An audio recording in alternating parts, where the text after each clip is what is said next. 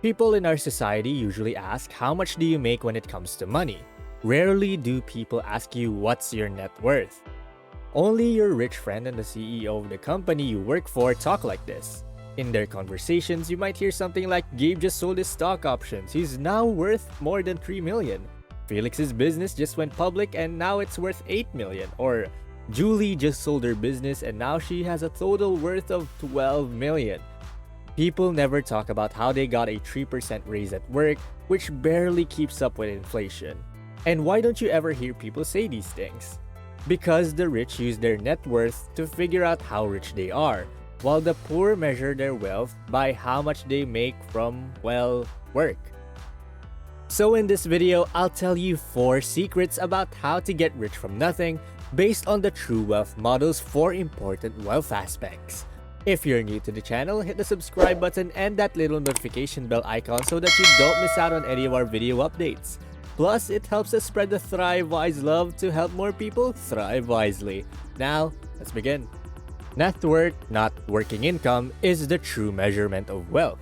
So what does this mean? Your net worth is the value of everything you own in terms of money. It is the difference between your assets and your debts. To figure out your net worth, you need to add up the value of everything you own, such as stocks, bonds, real estates, and the value of your business, if you have one, and the value of your home, and then take away from it everything you owe or your liabilities. Your liabilities are the things that you have to pay back, like car loans, mortgage payments, debts to friends, etc. Net worth is the best way to measure wealth because everything you own can be turned into cash if you need to. If you need cash quickly, you can use your working income or sell the things that you own. That's why your net worth is a much better measure of how well off you are than your salary. And you shouldn't be surprised that rich people know that there is a big difference between working income and net worth. Working income is important, but it is only one of the 4 aspects that go into figuring out how much money you have. The 4 aspects that affect income are income, savings, investments, and simplification. People with a lot of money know that these 4 aspects are essential to building high net worth. Since all of these things are important, let's look at each one. Aspect number 1, income. To start, there are 2 kinds of income: working income and income from doing nothing, which is basically called passive income. Let's talk about working income first. Working income is the money that you get from, well, working. For a business owner, this includes the profits or income from a business. If you're an employee, this involves a paycheck from a 9-to-5 job. To have a working income, you have to put your own time and work into making money to fill up your financial funnel. The more money you make from working, given that you're not an impulsive spender, the more you can save and invest. Even though working income is important, it is only a part of the equation for true wealth. Unfortunately, a lot of middle-class people only think that working income is already enough to suffice their lifestyles. And what's worse is that some of them think that only working will make them rich in the long run. They say that all the hard work and long hours they put in now will pay off in the future. But if that were true, wouldn't everyone who worked hard be wealthy? There are billions of hardworking people on earth, but are they all wealthy? Certainly not.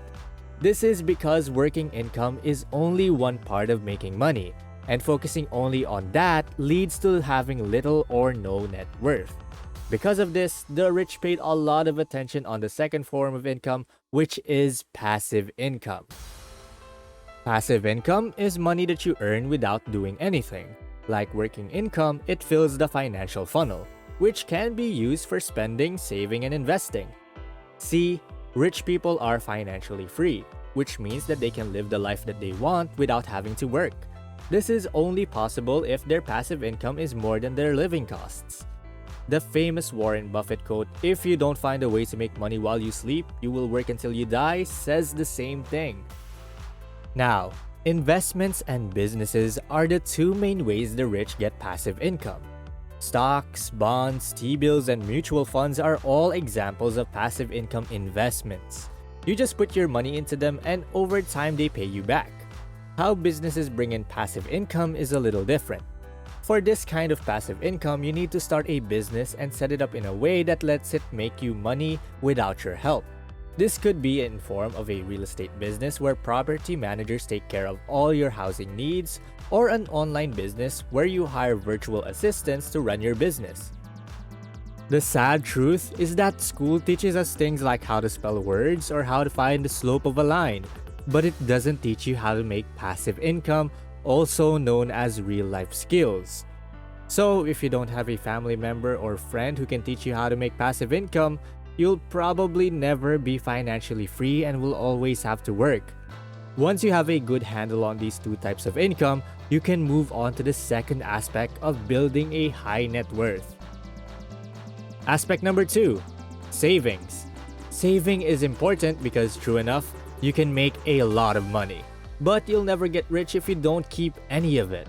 Many people have a plan for their money that is set up for spending alone. They choose short-term pleasure over long-term stability. Spenders follow 3 main savings. It's only money is the first one. Money is something you don't have much of because of this. What goes around comes around is the second one. At least they hope so, since the third model is, sorry, I can't right now, I'm broke. You can't move on to the next step without making money to fill the financial funnel and saving money to keep it there. Once you start putting away a good amount of your income, you can move on to the next aspect of building a high net worth. Aspect number 3, investment. Most of the time, if you invest well, your money will grow faster and add to your net worth. People who have a lot of money take the time and effort to learn about investing and investments. They are proud of the fact that they are good investors or that they hire people who are good at this stuff. People who don't have much money think that only rich people can invest, so they never learned about it and stayed broke. Again, every aspect of the true wealth model is important if you want to have a lot of money. Aspect number 4, simplification. This may be the most unexpected aspect because not many people know how important simplification is to making money.